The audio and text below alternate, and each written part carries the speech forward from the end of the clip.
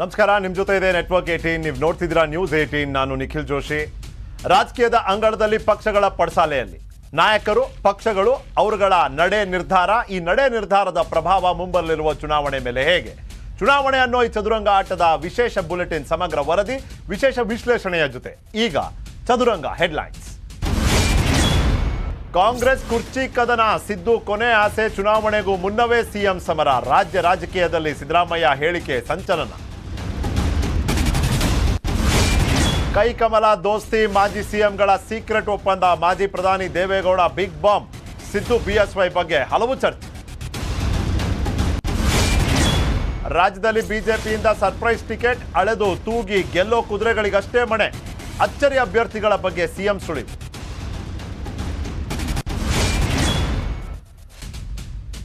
ಮಾಜಿ ಮುಖ್ಯಮಂತ್ರಿ, ವಿರೋಧ ಪಕ್ಷದ ನಾಯಕರು ಮುಂದಿನ ದಿನಗಳಲ್ಲಿ ಮುಖ್ಯಮಂತ್ರಿ ಆಗಬೇಕು ಅನ್ನೋ ನಿರೀಕ್ಷೆ, ಆಸೆಗಳನ್ನು ಇಟ್ಕೊಂಡಿರುವಂತಹ ಸಿದ್ದರಾಮಯ್ಯನವರು ರಾಷ್ಟ್ರೀಯ ವಾಹಿನಿ ಒಂದಕ್ಕೆ ಸಂದರ್ಶನವನ್ನ ಕೊಟ್ಟಂತ ಸಂದರ್ಭದಲ್ಲಿ ಅವರು ಹೇಳಿಕೆ ಕೊಟ್ಟಿದ್ದೇನೋ ಅದರ ಅರ್ಥೈಸುವಿಕೆ ಮತ್ತೆ ಅದರ ನಿರೂಪಣೆ ಯಾವ ರೀತಿ ಆಗ್ತಿದೆ, ಇದರ ಅರ್ಥವನ್ನ ನಾವು ಕೇವಲ ಒಂದು ಫೇಸ್ ವ್ಯಾಲ್ಯೂನಲ್ಲಿ ಮಾತ್ರ ತಗೋಬೇಕು ಅಥವಾ ಇದರ ಒಳ ಅರ್ಥದ ಬಗ್ಗೆನೂ ನಾವು ಒಂದು ರೀತಿಯಲ್ಲಿ ಪರಿಶೀಲನೆ, ಪರಿಷ್ಕರಣೆ ಇವೆಲ್ಲ ಮಾಡೋ ಅವಶ್ಯಕತೆ ಇದೆಯೋ?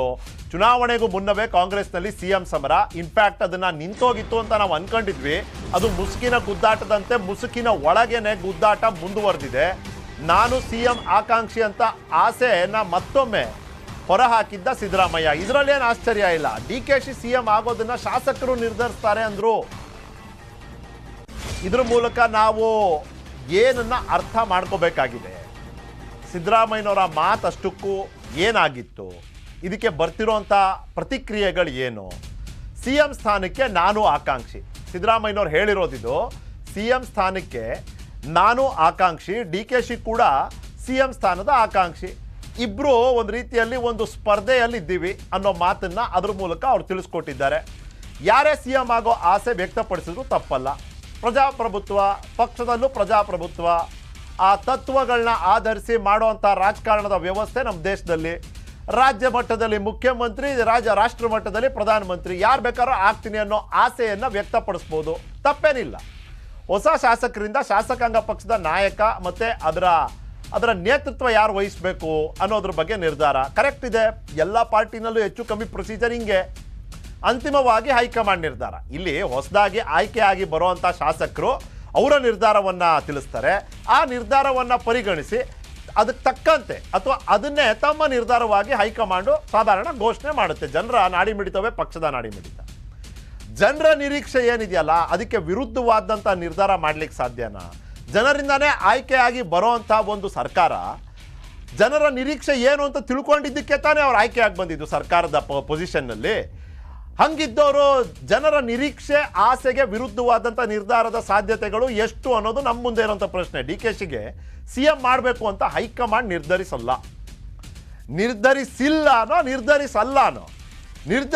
ಅಂದರೆ ಈ ಕ್ಷಣದವರೆಗೂ ಆ ರೀತಿಯ ನಿರ್ಧಾರ ಆಗಿಲ್ಲ ಅಂತ, ನಿರ್ಧರಿಸಲ್ಲ ಅಂದರೆ ಇನ್ನು ಮುಂದೇನೋ ಆ ರೀತಿಯ ನಿರ್ಧಾರ ಆಗಲ್ಲ ಅಂತ. ಅಂದರೆ ಯಾರಿಗೂ ಏನೋ ಒಂದು ವಿಷಯ ಗೊತ್ತಿಲ್ಲದೆ ಇರೋವಂಥದ್ದು ಸಿದ್ದರಾಮಯ್ಯನವ್ರಿಗೆ ಗೊತ್ತಿದೆಯಾ? ಆ ಮಾತು ಅವ್ರಿಗೆ ಹೇಳಿದ್ದು ಹೈಕಮಾಂಡ್ ತಾನಾಗೇ ನಿರ್ಧಾರ ಕೈಗೊಳ್ಳಲ್ಲ. Of course not. ಒಂದು ಒಕ್ಕೂಟದ ವ್ಯವಸ್ಥೆ, ರಾಜಕಾರಣ ಕೂಡ ಅದೇ ರೀತಿ ಆಗುವಂಥದ್ದು, ಪಕ್ಷಗಳು ಕೂಡ ಅದೇ ರೀತಿ ನಡೆಯುವಂಥದ್ದು. ಇಲ್ಲಿ ಗ್ರಾಮ ಸೇರಿದರೆ ತಾಲೂಕು ಸೇರಿದರೆ ಜಿಲ್ಲೆ ಸೇರಿದರೆ ಪ್ರದೇಶ ಸೇರಿದರೆ ರಾಜ್ಯಗಳು ಸೇರಿದರೆ ತಾನೇ ದೇಶ. ಆ ಥರದ ಒಕ್ಕೂಟದ ವ್ಯವಸ್ಥೆಯಲ್ಲಿರುವಂಥವ್ರು ನಾವು. ಅದಕ್ಕೆ ತಕ್ಕಂತೆ ಯಾವ ಹಂತದಲ್ಲಿ ಯಾರ್ಯಾರಿಗೆ ಯಾವ ರೀತಿಯ ಮಾನ್ಯತೆ ಕೊಡಬೇಕು, ಅವರ ನಿರ್ಧಾರಕ್ಕೆ ಇಲ್ಲಿರುವಂಥ ಸ್ಥಾನ, ಮಾನ, ಗೌರವ ಇದನ್ನೇ ತೋರಿಸಲಿಲ್ಲ ಅಂದರೆ ಅವ್ರು ಯಾಕೆ ಉಳಿತಾರೆ ನಿಮ್ಮ ಪಕ್ಷದಲ್ಲಿ? ಹಾಗಾಗಿ ಅವರಾಗವರೇ ಮಾಡ್ಲಿಕ್ಕೆ ಬರೋದಿಲ್ಲ. ನಾವು ಪ್ರಜಾಸತ್ತಾತ್ಮಕವಾಗಿ ಮುನ್ನಡೆಯಬೇಕು. ಅಫ್ಕೋರ್ಸ್ ಹೀಗೆ ಸಿದ್ದರಾಮಯ್ಯನವರ ಹೇಳಿಕೆಯ ಅಂಶಗಳನ್ನ ನಾವು ನಿಮ್ಮ ಮುಂದಿಟ್ಟಿದ್ದೀವಿ. ನೂತನ ಶಾಸಕರ ಅಭಿಪ್ರಾಯದ ಆಧಾರದ ಮೇಲೆ ನಿರ್ಧಾರ. ಈ ಸಂದರ್ಶನ, ಈ ಹೇಳಿಕೆಯ ಬೆನ್ನಲ್ಲೇ ಕಾಂಗ್ರೆಸ್ಸಿನ ರಾಜಕೀಯ ವಿರೋಧಿಗಳಾದ ಬಿಜೆಪಿ ಮತ್ತು JDS ಇಂದ ಹೇಳಿಕೆಗಳು ಬರ್ತಿದೆ. ಮುಖ್ಯಮಂತ್ರಿಗಳು ಬಸವರಾಜ ಬೊಮ್ಮಾಯಿ ಅವರು, ಮಾಜಿ ಮುಖ್ಯಮಂತ್ರಿ ಕುಮಾರಸ್ವಾಮಿ ಅವರು ಮಾತನಾಡಿದ್ದಾರೆ. ಕೇಳೋಣ. ಕಾಂಗ್ರೆಸ್ನಲ್ಲಿ ಮುಖ್ಯಮಂತ್ರಿಗಳದ್ದು ಕೋಟ ದೊಡ್ಡದಿದೆ ಕಾಂಗ್ರೆಸ್ನಲ್ಲಿ. ಅದರಿಂದ ಅವ್ರ ಪಕ್ಷದ ತೀರ್ಮಾನ ಅದು, ನಾವೇನು ಮಾತಾಡೋದ್ರಲ್ಲಿ ಅರ್ಥ ಇಲ್ಲ. ಆದ್ರೆ ನಂಬರ್ಸ್ ಬೇಕಲ್ಲ, ನಂಬರ್ಸ್ ಬಂದ ಮೇಲೆ ತಾನೇ ಅವೆಲ್ಲ ಪ್ರಶ್ನೆ ಬರೋದು. ಆಗ ಚರ್ಚೆ ಮಾಡೋಣ ಬನ್ನಿ. ಯಾವ ಕಾರಣಕ್ಕೂ ಬರಲ್ಲ. ಬಿಜೆಪಿ ಕಾಂಗ್ರೆಸ್ ಎರಡು 60-70 ಮೇಲೆ ಕ್ರಾಸೇ ಆಗಲ್ಲ. ಬನ್ನಿ ಕಿಂಗ್ ಮೇಕರ್ ಅಲ್ಲ. 100-120 115 ಸೀಟ್ ನಾನು ಕ್ರಾಸ್ ಬಂದ್ರೆ ಕಿಂಗ್ ಆಗ್ತಾರೆ ಸರ್. ಈ ವರ್ಷ ಕಿಂಗ್ ಆಗಿದ್ರೆ ಯಾರು ಅವರೇನು ಭವಿಷ್ಯಗಾರರಲ್ಲ. ಜನರ ಪಲ್ಸ್ ಏನಿದೆ ಅಂತ ಯಾರಿಗೂ ಗೊತ್ತು. ಫಲಿತಾಂಶ ಬಂದಾಗ ಜನರ ಪಲ್ಸ್ ಗೊತ್ತಾಗುತ್ತೆ.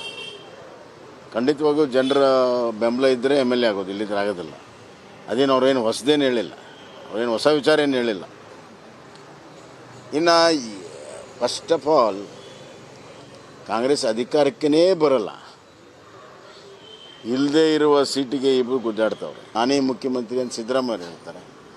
ಆದರೆ ಮುಖ್ಯಮಂತ್ರಿ ಮಾಡೋರು ಜನ, MLAಗಳು ಆಯ್ಕೆ ಮಾಡ್ಬೇಕಂತ ಅವ್ರ ಮನಸ್ಸಿನಲ್ಲಿ ಇವರು ಇಬ್ಬರೂ ಇಲ್ಲ. ಇಬ್ಬರೂ ಕೂಡ ಕನಸಿನಲ್ಲಿ ಮುಖ್ಯಮಂತ್ರಿಯ ಒಂದು ಸೀಟನ್ನು ಕನಸು ಕಾಣ್ತಾ ಇದ್ದಾರೆ ಅಷ್ಟೇ. ಅದರ ಕನಸು ಆದರೆ ಎಲ್ಲದರ ನಡುವೆ ನಿಮ್ಮ ಕುತೂಹಲ ಇರೋದು DK ಶಿವಕುಮಾರ್ ಅವರು ಇದ್ರ ಬಗ್ಗೆ ಏನು ಹೇಳಿದ್ರು ಅಂತ. ಅದಾದ ನಂತರ ಸಿದ್ದರಾಮಯ್ಯನವರು ಅವರು ಕೊಟ್ಟಂತ ಹೇಳಿಕೆ, ಅದರ ವಿಶ್ಲೇಷಣೆ ಹೇಗಾಗ್ತಿದೆ, ಅದರ ನಿರೂಪಣೆ ಹೇಗಾಗ್ತಿದೆ, ಅದನ್ನ ಒಪ್ತಾರ ಅಂತ ಇಬ್ರು ಮಾತು ಇಲ್ಲಿದೆ ಕೇಳಿ. ನಾನು ಆ ಥರ ಹೇಳೇ ಇಲ್ಲ. ಅವ್ರು ಯಾರು ತಿರುಚಿಬಿಟ್ಟಿದ್ದಾರೆ ನನ್ನ ಸ್ಟೇಟ್ಮೆಂಟನ್ನು. ನಾನೇನು ಹೇಳಿದ್ರು ಡೆಮಾಕ್ರೆಟಿಕ್ ಪ್ರಾಸೆಸ್ನಲ್ಲಿ ಮಾಡ್ತೀವಪ್ಪ. ಅವರು ಆಸ್ಪಿರೆಂಟ್ ಇದ್ದಾರೆ, ನಾನು ಆಸ್ಪಿರೆಂಟ್ ಇದ್ದೀನಿ ಮತ್ತು ಅಷ್ಟೇ ಹೇಳಿರೋದು. ಬಟ್ ಬೇರೆದೆಲ್ಲ ನಾನು ಹೇಳಿಲ್ಲ. I am not upset with anyone.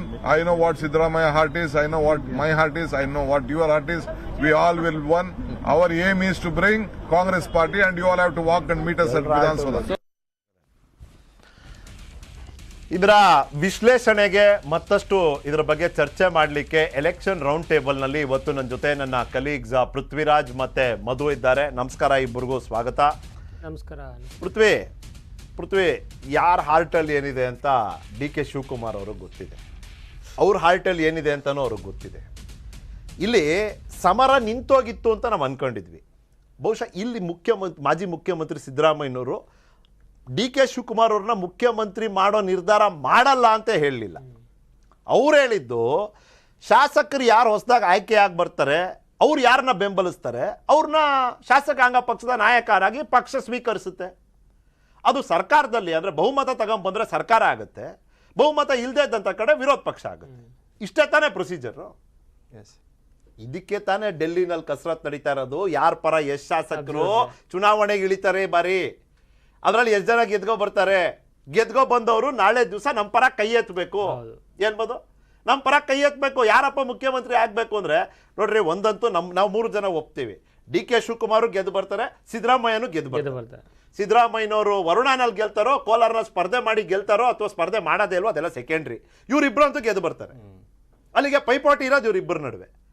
ಇಲ್ಲಿಂದ ಆ ಸ್ಕ್ರೀನಿಂಗ್ ಕಮಿಟಿ, ಆ ಎಲೆಕ್ಷನ್ ಕಮಿಟಿ ಮೀಟಿಂಗ್ ಇದೆಯಲ್ಲ, ಅದ್ರ ಮಹತ್ವದ ಬಗ್ಗೆ ಪ್ಲೀಸ್ ನೋಡಿ. ಕಳೆದ 1 ವರ್ಷದಲ್ಲಿ ಏನೇ ಹೇಳಿಕೆಗಳನ್ನು ಕೊಟ್ಟರು ಕೂಡ, ಹೇಳಿಕೆಗಳು ಅಂದರೆ ಆ ಪ್ರತಿಕ್ರಿಯೆಗಳ ಹೊರತಾಗಿ ಕ್ರಿಯೆಗಳು ಬೇರೆ ಥರ ಇದ್ವು ಅಂತ ನಾವೆಲ್ಲ ಒಂದು ಅಂತ ಹೇಳ್ತಾ ಇದ್ರು. ಆದರೆ ಬಂಡೀಪುರದಲ್ಲಿ ಏನು ವೆಲ್ಕಮ್ ಮಾಡ್ಬೇಕಾದ್ರೆ ಜೋಡಯಾತ್ರದಲ್ಲಿ ತಾಳಮೇಳ ಕಾಣಿಸ್ತಿಲ್ಲ, ಇವರೆಲ್ಲರಿಗಿಂತ ಮುಂಚೆ ಹೋಗಿ ವೆಲ್ಕಮ್ ಮಾಡ್ಕೊಂಡಿರ್ಬೋದು. ಮತ್ತು ಸಿದ್ದರಾಮಯ್ಯ ಅವ್ರ ಬೆಂಬಲಿಗರು ನಿರಂತರವಾಗಿ ಮುಂದಿನ CM, ಮುಂದಿನ ಮುಖ್ಯಮಂತ್ರಿ ಸಿದ್ದರಾಮಯ್ಯ ಅವರು ಅಂತ ಹೇಳ್ತಾ ಬಂದಿದ್ದು, ಅದಕ್ಕೆ ಬೇರೆ ಕಡೆಯಿಂದ ಬಂದು ಇಲ್ಲೆಲ್ಲ ಏನು ಅನ್ರೆಸ್ಟನ್ನು ಕ್ರಿಯೇಟ್ ಮಾಡುವಂಥ ಪರಿಸ್ಥಿತಿಯನ್ನು ಮಾಡ್ತಾ ಇದ್ದಾರೆ ವಲಸಿಗರು. ಇದೆಲ್ಲ ಒಳ್ಳೆಯದಲ್ಲ. ವ್ಯಕ್ತಿ ಪೂಜೆ ಮುಖ್ಯ ಅಲ್ಲ, ಪಕ್ಷ ಪೂಜೆ ಮುಖ್ಯ ಅಂತ DK ಶಿವಕುಮಾರ್ ಅವರು ವಾರ್ನಿಂಗ್ ಕೊಟ್ಟಿದ್ದು ಎಲ್ಲವನ್ನೂ ನೋಡಿದ್ವು. ಅಂದರೆ 1 ವರ್ಷದಲ್ಲಿ ಕಾಂಗ್ರೆಸ್ಸಲ್ಲಿ ಮ್ಯೂಸಿಕಲ್ ಚೇರ್ ನಡೀತಾ ಇದೆ, ದೊಡ್ಡ ಕಿತ್ತಾಡಿ ನಡೀತಾ ಇದೆ ಕುರ್ಚಿಗೋಸ್ಕರ ಅನ್ನೋದು ಏನು ಪ್ರೊಜೆಕ್ಷನ್ ಆಗಿತ್ತೋ ಕಳೆದ 3-4 ತಿಂಗಳಲ್ಲಿ ಅದು ಕಾಣಿಸ್ತಿರ್ಲಿಲ್ಲ ಅಂತ. ಅಲ್ಲಿಗೆ ನಿಲ್ಲಿಸ್ತೀನಿ. DK ಶಿವಕುಮಾರ್ ಅವರ ಸ್ಟ್ರಾಟಜಿಕ್ ರಿಪ್ಲೈ ನೋಡಿ. ಹಾರ್ಟ್ ಬಗ್ಗೆ ಮಾತಾಡ್ಬಿಟ್ರು, ಕಾರ್ಡಿಯಾಲಜಿಸ್ಟ್ ಆಗ್ಬಿಟ್ಟಿದ್ದಾರೆ DK ಶಿವಕುಮಾರ್ ಅವರು. ಅವರ ಹೃದಯದಲ್ಲಿ ಏನಿದೆ ನನಗೆ ಗೊತ್ತಿದೆ ಅನ್ನೋ ಮಾತನ್ನು ಹೇಳ್ತಾರೆ. ಅಂದರೆ ದಿಸ್ ಈಸ್ ಕ್ಲಿಯರ್ಲಿ ಒಬ್ಬ ಪಾರ್ಟಿ ಮ್ಯಾನ್ ಹೆಂಗೆ ಮಾತಾಡಬೇಕು ಇಂಥ ಪರಿಸ್ಥಿತಿನಲ್ಲಿ ಹಂಗೆ ಮಾತಾಡಿದ್ದಾರೆ ಅವರು. ಆದರೆ ಅವ್ರ ಹಾರ್ಟಲ್ಲಿ ಏನಿದೆ ಅಂತ ನಮಗೂ ಗೊತ್ತಿದೆ. ಪೃಥ್ವಿ, ಅವ್ರ ಆಟಲ್ಲೂ ಅವ್ರು ಮುಖ್ಯಮಂತ್ರಿ ಆಗಬೇಕು ಅಂತಿದೆ, ಸಿದ್ದರಾಮಯ್ಯ ಅವರ ಆಟಲ್ಲೂ ಅವ್ರು ಮುಖ್ಯಮಂತ್ರಿ ಆಗಬೇಕು ಅಂತಿದೆ. ಆದರೆ ನೀವು ಹೇಳ್ದಂತೆ ಒಬ್ಬ ಮಾಮೂಲಿ ಶಾಸಕ ಅಥವಾ ಪಕ್ಷದ ವಕ್ತಾರ ಏನೋ ಇದ್ ಮಾತಾಡೋದು ಬೇರೆ, ಕೆಪಿಸಿಸಿ ಅಧ್ಯಕ್ಷ ಆಗಿದ್ಕೊಂಡು ಪಕ್ಷವನ್ನ ಅಧಿಕಾರಕ್ಕೆ ತಂದು ಮಾತನಾಡುವಂಥದ್ದು ಬೇರೆ ಆಗುತ್ತೆ. ಭಾರತ್ ಜೋಡೋ ಯಾತ್ರೆಯಲ್ಲಿ ಆಕ್ಚುಲಿ ಇವರಿಬ್ಬರೇ ಈಗ ಆಕಾಂಕ್ಷಿಗಳು ಅಂತ ಎಲ್ರಿಗೂ ಗೊತ್ತಿರುವಂಥದ್ದು ಮುಖ್ಯಮಂತ್ರಿ ಸ್ಥಾನಕ್ಕೆ. ಭಾರತ್ ಜೋಡೋ ಯಾತ್ರೆಯಲ್ಲೇ ಸಿದ್ದರಾಮಯ್ಯನವ್ರನ್ನ ಕರ್ಕೊಂಡು ಓಡೋದ್ರು ಅಂದ್ಬಿಟ್ಟು ರಾಹುಲ್ ಗಾಂಧಿ ಅವ್ರನ್ನ ಅದು ಚರ್ಚೆ ಆಯ್ತು ಅಂದ್ಬಿಟ್ಟು ನೆಕ್ಸ್ಟ್ ಡೇನೆ DK ಶಿವಕುಮಾರ್ನ ಇಟ್ಕೊಂಡು ಓಡೋದ್ರು. ಅಂದ್ರೆ ಇಬ್ಬರಿಗೂ ಕೂಡ ಅಷ್ಟೇ ಮಾನ್ಯತೆ ಕೊಡ್ತಾ ಇದೀವಿ ನಾವು. ಒಬ್ಬರನ್ನೇ ಏನೋ ಮುನ್ನೆಲೆಗೆ ತಂದ್ಬಿಟ್ಟು ಅವರೇ ಮುಖ್ಯಮಂತ್ರಿ ಅನ್ನೋ ರೀತಿಯಲ್ಲಿ ಎಲ್ಲೂ ಸಾರುವಂತ ಪ್ರೊಜೆಕ್ಷನ್ ಮಾಡುವಂತ ಕೆಲಸ ಮಾಡ್ತಾ ಇಲ್ಲ. ಹೈಕಮಾಂಡ್ ಅದನ್ನ ಸ್ಪಷ್ಟವಾಗಿ ಹೇಳ್ತಾ ಇತ್ತು, ಯಾರಿಗೂ ಹರ್ಟ್ ಮಾಡದಲ್ಲ. ಬಿಕಾಸ್ ಒಬ್ರು ಮಾಸ್ ಲೀಡರ್ ಇರ್ಬೋದು, ಒಂದು ಟ್ರಂಪ್ ಕಾರ್ಡ್ ಮತವನ್ನ ಸೆಳಿಲಿಕ್ಕೆ. ಆ ಟ್ರಂಪ್ ಕಾರ್ಡ್ ಏನೇ ಇದ್ರೂ ಕೂಡ ಆರ್ಥಿಕವಾಗಿ ಬಲ ಬೇಕಾಗುತ್ತೆ ಒಂದು ಪಕ್ಷ ಮೇಲೇಳ್ಬೇಕು ಅಂದ್ರೆ. ಕೆಪಿಸಿಸಿ ಅಂದ್ರೆ ಕಾಂಗ್ರೆಸ್ ಎಷ್ಟರ ಮಟ್ಟಿಗೆ ಅಂದ್ರೆ ಬಿಜೆಪಿ ಅಧಿಕಾರಕ್ಕೆ ಬಂದಂತ ಸಂದರ್ಭದಲ್ಲಿ ಸ್ವಲ್ಪ ನೆಲಕಚ್ಚಿತ್ತು ಅಂತ ಹೇಳಿದ್ರೆ ತಪ್ಪಾಗ್ಲಿಕ್ಕಿಲ್ಲ. ಅದಾದ್ಮೇಲೆ ಅದಕ್ಕೊಂದು ಬೂಸ್ಟ್ ಅನ್ನ ಕೊಟ್ಟು ಕೆಪಿಸಿಸಿ ಅಧ್ಯಕ್ಷರಾದ ನಂತರ ನಮ್ಮ ಚಾನಲ್ ಅಲ್ಲೇ ಮಾತನಾಡಿದ್ರು, ಯಾರು ನಾವು ಅಡಿಗೆ ಮಾಡ್ಬಿಟ್ಟು ಎಲ್ಲ ರೆಡಿ ಮಾಡ್ಬಿಡ್ತೀವಿ, ಯಾರೋ ಬಂದ್ಬಿಟ್ಟು ಊಟ ಮಾಡ್ಕೊಂಡು ಹೋಗ್ಬಿಟ್ರೆ ಸರಿನಾ ಅಂತ DK ಶಿವಕುಮಾರ್ ಅವರೇ ಮಾತಾಡಿದ್ರು. ಅವಾಗಲೇ ಗೊತ್ತಾಗಿತ್ತು ಅವರು ಕೂಡ ಆಕಾಂಕ್ಷಿ ಟವಲ್ ಅನ್ನ ಹಾಕಿದ್ದಾರೆ ಅಂತ. ಇಲ್ಲಿ ಯಾವಾಗಲೂ ಕೂಡ ಕಾಂಗ್ರೆಸ್ ನಲ್ಲಿ ಒಂದು ಪದ್ಧತಿ ಅಂದ್ರೆ ಕೆಪಿಸಿಸಿ ಅಧ್ಯಕ್ಷರಾಗಿರ್ತಾರೆ, ಯಾರಾಗಿರ್ತಾರೆ ಅವರು ಮುಖ್ಯಮಂತ್ರಿ ಸ್ಥಾನಕ್ಕೆ ನೆಕ್ಸ್ಟ್ ಅವರೇ ಯಾರು ಅನ್ನುವಂತ ರೀತಿಯಲ್ಲಿ ಎಲ್ಲ ಪಕ್ಷದಲ್ಲೂ ಹಂಗೆ ರಾಜ್ಯಾಧ್ಯಕ್ಷರು ಸಿಎಂ ಕ್ಯಾಂಡಿಡೇಟ್. ಆದ್ರೆ ಇವರಿಬ್ರು ಆಗಬೇಕು ಅಂದ್ರೆ ಫಸ್ಟ್ ಪಕ್ಷ ಅಧಿಕಾರಕ್ಕೆ ಬಂದ್ರೆ ಮಾತ್ರನೇ ಸಾಧ್ಯ. ಬೇರೆ ಇನ್ಯಾರು ಬೇಕಾದ್ರೂ ಆಗ್ಬೋದು ಸಮ್ಮಿಶ್ರ ಬಂದ್ರೆ, ಬಟ್ ಇವರಿಬ್ರು ಆಗ್ಲಿಕ್ಕೆ ಆಗೋದಿಲ್ಲ. ಪೂರ್ಣ ಬಹುಮತ ಬಂದ್ರೆ ಮಾತ್ರನೇ ಸಾಧ್ಯ ಇರುವಂತ ಹಿನ್ನೆಲೆಯಲ್ಲಿ ಕಾಂಗ್ರೆಸ್ಗೆ ಇವರಿಬ್ರನ್ನೂ ಬ್ಯಾಲೆನ್ಸ್ ಮಾಡಬೇಕಾಗಿದೆ. ಇವರಿಬ್ರು ಕೂಡ ಅಷ್ಟೇ ಅವರವರನ್ನ ಬ್ಯಾಲೆನ್ಸ್ ಮಾಡಬೇಕಾಗಿದೆ.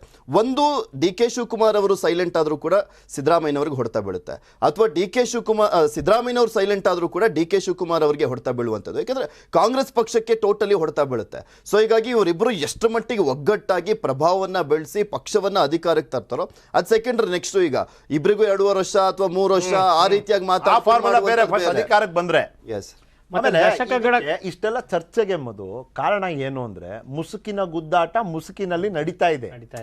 ನಾವು ಹೊರಗಡೆಗೆ ಈಗ ನೋಡಿ DK ಶಿವಕುಮಾರ್ ಅವ್ರು ಬಂದ್ರು, ಚಾತುರ್ಯತೆಯ ಮಾತಿದು. ಒಬ್ಬ ಪಾರ್ಟಿ ಮ್ಯಾನ್ ಹಿಂಗ್ ಮಾತಾಡ್ಬೇಕು ಹಂಗೆ ಮಾತಾಡಿದ್ದಾರೆ. ಆ ಥರ ಎಲ್ಲ ಏನಿಲ್ಲ, I am not upset with anybody, ನನಗೆ ಯಾರ ಮೇಲೂ ಬೇಸರ ಇಲ್ಲ ಅನ್ನೋ ಮಾತನ್ನ DK ಶಿವಕುಮಾರ್ ಅವ್ರು ಹೇಳಿದ್ದಾರೆ. ಆದರೆ ಮುಸುಕಿನ ಗುದ್ದಾಟ ಅಂತೂ ನಿಜ, ಮುಸ್ಕಿನ ಒಳಗಡೆ ಗುದ್ದಾಟ ಆಗ್ತಿರೋದೇ ನಿಜ. ಈಗ ನೋಡಿ, ಮುಸ್ಕಿನ ಗುದ್ದಾಟಕ್ಕೆ ಹಾಸನದಲ್ಲಿ ಪ್ರಜಾಧ್ವನಿ ಕಾರ್ಯಕ್ರಮದಲ್ಲಿ ಇವರ ಹಾಡನ್ನ ವೈಯಕ್ತಿಕವಾಗಿ ಏನು ಲಾವಣಿ ರೂಪದಲ್ಲಿ ಹಾಡಕ್ ಬಂದ್ರು ಅಂತ ಯಾರೋ ಅಭಿಮಾನಿಗಳು ಸುರೇಶ್ ಅವರು ನಡೆದಿದ್ದನ್ನ ನೋಡಿದ್ರು. ಮತ್ತೆ ಅಲ್ಲಿ ಜೋಡೋನಲ್ಲಿ ವೆಲ್ಕಮ್ ಮಾಡಿದ ವಿಚಾರ ಪ್ರತಿಕ್ರಿಯೆ ಕೇಳಿದಾಗ DK ಶಿವಕುಮಾರ್ ನನಗೆ ಗೊತ್ತಿಲ್ಲಪ್ಪ ಯಾರೋ ಹೋಗಿದ್ದೋ, ನನಗೆ ಪಾರ್ಟಿ ಕೆಲಸ ಮಾಡೋದಿತ್ತು, ಕೆಲಸ ಮಾಡ್ತಾ ಇದ್ದೆ ಅಂತ. ಆದ್ರೆ ಇವತ್ತಿನ ಮಟ್ಟಿಗೆ ಈ ಕ್ಷಣದ ಮಟ್ಟಿಗೆ ಕ್ಲೋಸ್ ಟು ಎಲೆಕ್ಷನ್ ಗೊತ್ತಿದೆ ಪಂಜಾಬಲ್ಲಿ ಏನಾಯ್ತು, ಬೇರೆ ಬೇರೆ ರಾಜ್ಯಗಳಲ್ಲಿ ಏನೇನಾಗಿದೆ, ಕ್ರೆಡಿಟ್ ಕಾರ್ಡ್ ಏನಾಗ್ತಾ ಇದೆ, ಏನಾಗಬಹುದು, ಮಧ್ಯಪ್ರದೇಶದಲ್ಲಿ ಏನಾಯ್ತು.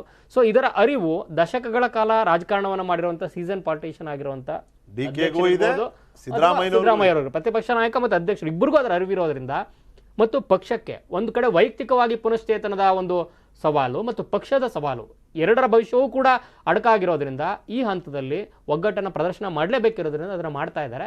ಆದರೆ ಸಿದ್ದರಾಮಯ್ಯ ಅವರ ಮಾತು ಕೂಡ ಸ್ವತಃ ಅವರೇ ಹೇಳ್ಕೊಂಡಿರೋ ರೀತಿ ಪ್ರಕ್ರಿಯೆ ಬಗ್ಗೆ ಮಾತನಾಡಿದ್ದಾರೆ ಹೊರತು ಇಲ್ಲಿ DK ಶಿವಕುಮಾರ್ನ ಹೊರಗಿಡ್ತಾರೆ, ನನ್ನನ್ನೇ ಮಾಡ್ತಾರೆ ಅನ್ನೋಂಥ ಒಂದು ಮಾತನ್ನು ಕೂಡ ಸ್ಪಷ್ಟವಾಗಿ ಎಲ್ಲೂ ಹೇಳಿಲ್ಲ.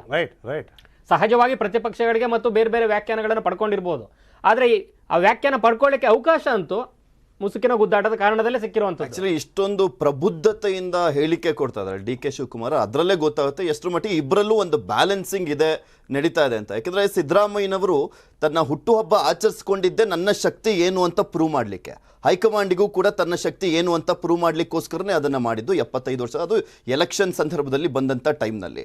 ಸೊ ಅದರಲ್ಲೇ ಗೊತ್ತಾಗುತ್ತೆ ಸಿದ್ದರಾಮಯ್ಯನವ್ರ ಶಕ್ತಿ ಏನು, DK ಶಿವಕುಮಾರ್ ಅವ್ರ ಶಕ್ತಿ ಏನು ಅಂತಿದ್ದರೂ ಕೂಡ ಬಟ್ ಏನ್ ಬೇಕಾದ್ರೂ ಆಗ್ಬೋದು ಅನ್ನುವಂತ ಒಂದ್ ಲೆಕ್ಕಾಚಾರ ಇದೆ ಕಾಂಗ್ರೆಸ್. ಬಟ್ ನಾವಿಲ್ಲಿ ಇದು ಎಂತ ಸಂದರ್ಭದಲ್ಲಿ ಇದನ್ನ ಚರ್ಚೆ ಮಾಡ್ತಿದ್ದೀವಿ ನೋಡಿ. ಸೆಂಟ್ರಲ್ ಎಲೆಕ್ಷನ್ ಕಮಿಟಿದು, ಕಾಂಗ್ರೆಸ್ ಎಲೆಕ್ಷನ್ ಕಮಿಟಿದು ಡೆಲ್ಲಿನಲ್ಲಿ ಮೀಟಿಂಗ್ ನಡೀತಿದೆ.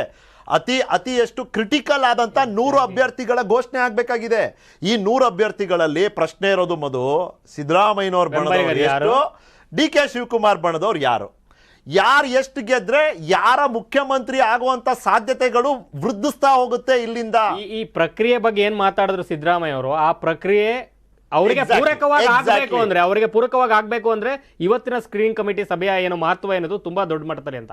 ಮೊದಲನೇ ಹಂತದಲ್ಲಿ ಏನು ಸಿಟ್ಟಿಂಗ್ MLA ಗಳು ಮತ್ತೆ ತುಂಬಾ ಕೊಡ್ಲೇಬೇಕಾದಂತ ಅನಿವಾರ್ಯತೆ ಇದ್ದ ಅಭ್ಯರ್ಥಿಗಳಿಗೆ ಕೊಟ್ಟಿದ್ದಾರೆ. ಅದರಲ್ಲಿ ಸ್ವಲ್ಪ ಏನು ವ್ಯತ್ಯಾಸಗಳು ಕಾಣಿಸ್ಲಿಲ್ಲ ಅಂದ್ರೂ ಎರಡನೇ ಪಟ್ಟಿಗೆ ಅಗ್ಗೆಂಟಾಗಿರೋದೇ ಈ ಕಾರಣಕ್ಕೆ ಅನ್ನುವಂಥದ್ದು ಎಲ್ಲರಿಗೂ ಗೊತ್ತಿರೋದು. ನೋಡಿದ್ವಲ್ಲ ನಾವು ನಿನ್ನೆ ಏನಾಯ್ತು KPCC ಕಚೇರಿ ಆಚೆ. ಆಕ್ಚುಲಿ ಫಸ್ಟ್ ಪಟ್ಟಿಲಿ ಅವ್ರು ಯಾರೇ ಏನೇ ಲಾಬಿ ಮಾಡಿದ್ರು ಗೆಲ್ಲೋರು ಯಾರು ಅಂತ ಚೆನ್ನಾಗಿ ಗೊತ್ತಿದೆ ಮಲ್ಲಿಕಾರ್ಜುನ್ ಖರ್ಗೆ ಅವರಿಗೆ. ಸೊ ಅನಿವಾರ್ಯವಾಗಿ ಯಾರೇ ಬಣೆ ಆಗಿದ್ರು ಅವ್ರಿಗೆ ಕೊಡ್ಲೇಬೇಕು.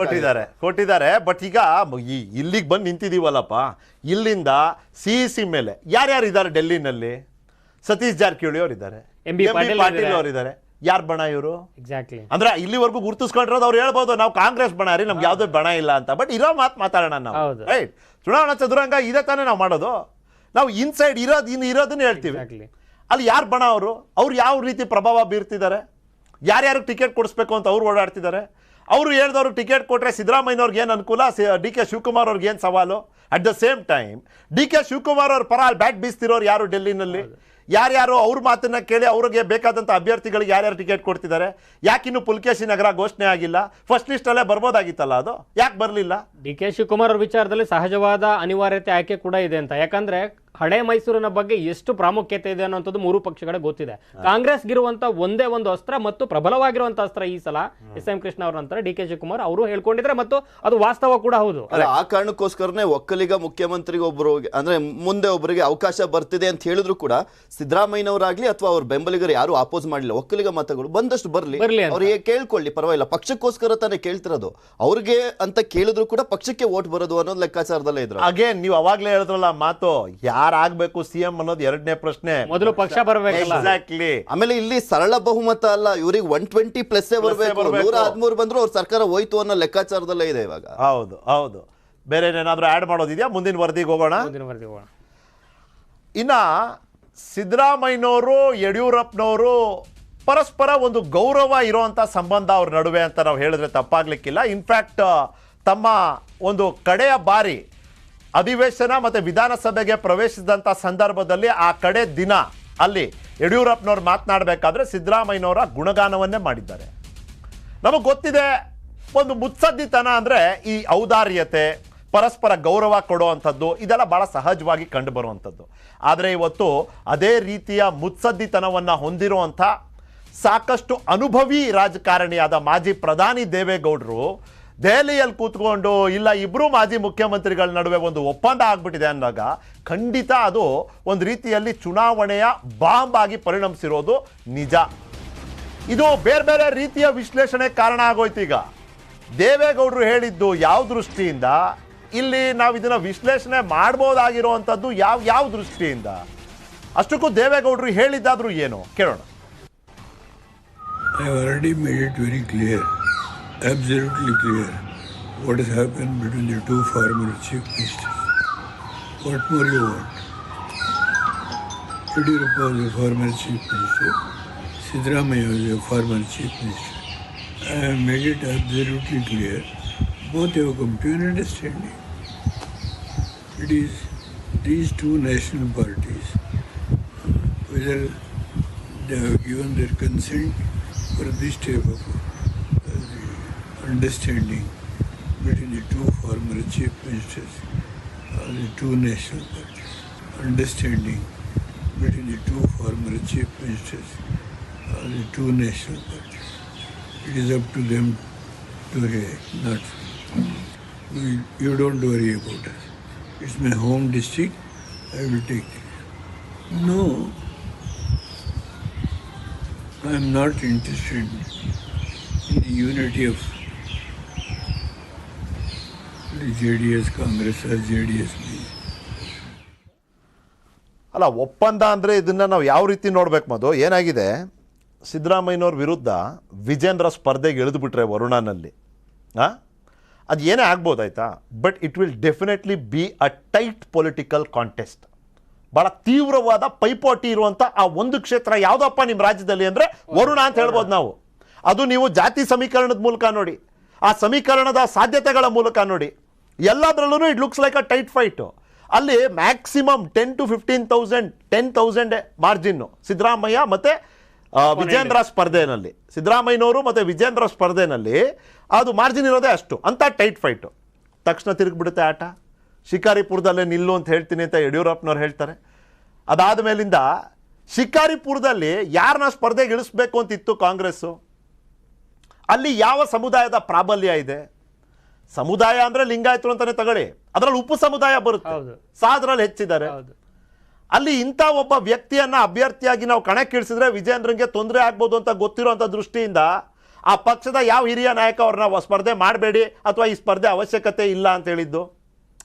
ಒಪ್ಪಂದ ಅಂದರೆ ನಾವು ಒಂದನ್ನ ಪ್ರತ್ಯೇಕಿಸಿ ನೋಡಿದ್ರೆ ನಮಗೆ ಒಪ್ಪಂದ ಕಾಣೋದಿಲ್ಲ. ಒಂದಕ್ಕೊಂದಕ್ಕೆ ಹೊಂದಾಣಿಕೆ ಮಾಡಿ ಕನೆಕ್ಟ್ ಮಾಡಬೇಕು ಈ ಡಾಟ್ಸ್ನ. ನೀವ್ ಹೆಂಗೆ ಕನೆಕ್ಟ್ ಮಾಡ್ತಿದ್ದೀರಿ? ನನ್ನ ಏನು ಆಯಾಮದಲ್ಲಿ ಅಥವಾ ನನ್ನ ಅನಿಸಿಕೆಯಲ್ಲಿ ಹೇಳೋದಾದ್ರೆ ಬರೀ ಇಷ್ಟಕ್ಕೆ ಸೀಮಿತ, ಬರೀ ವರ್ಣಕ್ಕಷ್ಟೇ ಸೀಮಿತ ಆಗಲ್ಲ ಅಂತ. ಸಿದ್ದರಾಮಯ್ಯ ಅವರ ರಾಜಕೀಯ ಜೀವನವನ್ನು ಮುಗಿಸ್ಬಿಟ್ರೆ BJPಗೆ ಲಾಭ ಆಗ್ಬೋದು, ಬಟ್ ವಿಜೇಂದ್ರ ಅವ್ರಿಗೆ ಒಂದು ಗೆಲುವಿನ ಮಾನದಂಡ ಆಗ್ಬೋದು, ಒಂದು ದೊಡ್ಡ ಆನೆಯನ್ನು ಹೊಡೆದ್ರು ಅಂತ. ಆದರೆ ಭವಿಷ್ಯದ ದೃಷ್ಟಿಕೋನದಿಂದ ಪಕ್ಷದಲ್ಲಿ ಎಷ್ಟೆಲ್ಲ ಸಾಧ್ಯತೆಗಳಿರ್ತವೆ ಅಂತ ನೋಡಿದ್ರೆ ಬರೀ ಸಿದ್ದರಾಮಯ್ಯ ಅವ್ರನ್ನ ಸೋಲಿಸಿದ ಒಬ್ಬ ಕ್ಯಾಂಡಿಡೇಟ್ ಅಂತ ಅಷ್ಟೇ ಸೀಮಿತ ಆಗುತ್ತೆ.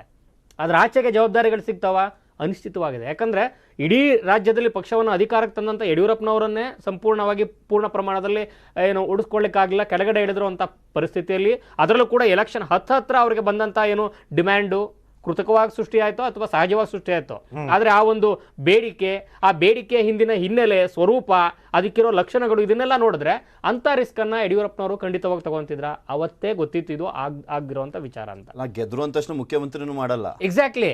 ಈಗ ನೋಡಿ ಅಷ್ಟು ಸುಲಭ ಆಗ್ತಿರ್ಲಿಲ್ಲ ಅಂತ. ಮತ್ತೆ ಒಂದು ಭವಿಷ್ಯದ ದೃಷ್ಟಿಕೋನ, ಒಂದು OBC ನಾಯಕನನ್ನ ಸೋಲಿಸಿ ಆ ಒಂದು ಮತವರ್ಗವನ್ನು ಕೂಡ ಸಮುದಾಯದ ವಿರೋಧವನ್ನ ಕಟ್ಕೋಬೇಕಾಗುತ್ತೆ. ನೋಡಿ ಯಡಿಯೂರಪ್ಪನವರು BJPಯ ಸಹಜವಾದ ಏನು ಸಂಪ್ರದಾಯಬದ್ಧವಾದಂತ ಏನು ಒಂದು ಆಯಾಮದಲ್ಲಿ ಹಿಂದುತ್ವ ಈ ರೀತಿ ಏನು ರಾಜಕಾರಣ ನಡೆಯುತ್ತೆ, ಆ ರೀತಿ ರಾಜಕಾರಣ ಮಾಡ್ಕೊಂಡ್ ಬಂದವರಲ್ಲ ಅಂತ. ಅವ್ರದ್ದೊಂದು ರೈತಪರ ಬೇರೆ ಬೇರೆ ಹೋರಾಟಗಳು ಅಥವಾ ವಿವಿಧ ವರ್ಗಗಳ ವಿವಿಧ ಸಮುದಾಯಗಳ ನಾಯಕ ಅಂತ ಗುರುತಿಸ್ಕೊಂಡು ಬಂತ ಹಿನ್ನೆಲೆಯಲ್ಲಿ ತಮ್ಮ ಮಗನ ಭವಿಷ್ಯವನ್ನು ಕೂಡ ಅದೇ ರೀತಿ ನೋಡ್ತಿರಬಹುದು ಅವರು, ಅದೇ ರೀತಿ ಬೆಳೆಸಬೇಕು. ಯಾಕಂದ್ರೆ ಕರ್ನಾಟಕದಲ್ಲಿ ಹಿಂದುತ್ವ ಅಥವಾ ಕೇಂದ್ರೀಯ ಏನು ನಾಯಕತ್ವದ ರಾಜಕಾರಣದ ಹೊರತಾದ ಅಸ್ಮಿತೆ ಮತ್ತು ಅವಶ್ಯಕತೆಗಳು ಇಲ್ಲಿದೆ ಅನ್ನುವಂಥದ್ದು ಈ 5 ದಶಕಗಳ ರಾಜಕಾರಣ ಮಾಡಿರುವಂತಹ ಮುತ್ಸದ್ದಿ ರಾಜಕಾರಣ ಗೊತ್ತಿಲ್ಲದೆ ಇರ್ಲಿಕ್ಕೆ ಸಾಧ್ಯ ಇಲ್ಲ. ಸೊ ಅದೇ ದಾರಿಯನ್ನು ಹಾಕೊಟ್ಟಿರ್ತಾರೆ. ಮತ್ತು ಜೊತೆಗೆ ವೈಯಕ್ತಿಕವಾಗಿ ಶಿಕಾರಿಪುರದ ಒಂದು ಏನು ಆ ಒಂದು ಕ್ಷೇತ್ರದ ಗುಣಲಕ್ಷಣವನ್ನು ನೋಡಿದ್ರೆ ನೀವೇ ಹೇಳಿದಂತೆ ಸಾದರ ಲಿಂಗಾಯತರ ಹೆಚ್ಚಿರುವಂತಹ ಕ್ಷೇತ್ರದಲ್ಲಿ ಇದುವರೆಗೂ ಕೂಡ ಯಡಿಯೂರಪ್ಪನವರ ಗೆಲುವಿಗೆ ಯಾವುದೇ ರೀತಿ ಅಡ್ಡಿ ಆಗದೆ ಇರುವಂತ ಏನು ಮಾಡಿರುವಂತದ್ದು ಇರ್ಬೋದು, ಅಂಥದ್ದೊಂದು ಅವಕಾಶವನ್ನ ಮಗನಿಗೂ ಕೂಡ ಎಕ್ಸ್ಪೆಕ್ಟ್ ಮಾಡಿರ್ತಾರೆ ಅನ್ನೋದು ಸಹಜ ಅಲ್ಲ. ಒಂದು ಈಗ ಸಿದ್ದರಾಮಯ್ಯನವ್ರ ವಿರುದ್ಧ ವಿಜೇಂದ್ರ ಅನ್ನುವಂಥ ಒಬ್ಬ ಪ್ರಬಲ ಪ್ರತಿಸ್ಪರ್ಧಿಯನ್ನ ಇಳಿಸ್ಬಿಟ್ರೆ ಇಡೀ ರಾಜ್ಯದಲ್ಲಿ ಇರುವಂತ ಕುರುಬ ಸಮುದಾಯಕ್ಕೆ 224 ಕ್ಷೇತ್ರಗಳಲ್ಲಿ ಕುರುಬ ಮತದಾರರು ಇದ್ದಾರೆ. 5,000ದಿಂದ 25,000, ಕೆಲವೊಂದು ಕಡೆ 30-40 ಸಾವಿರ ತನಕ ಕುರುಬ ಮತದಾರರು ಇದ್ದಾರೆ.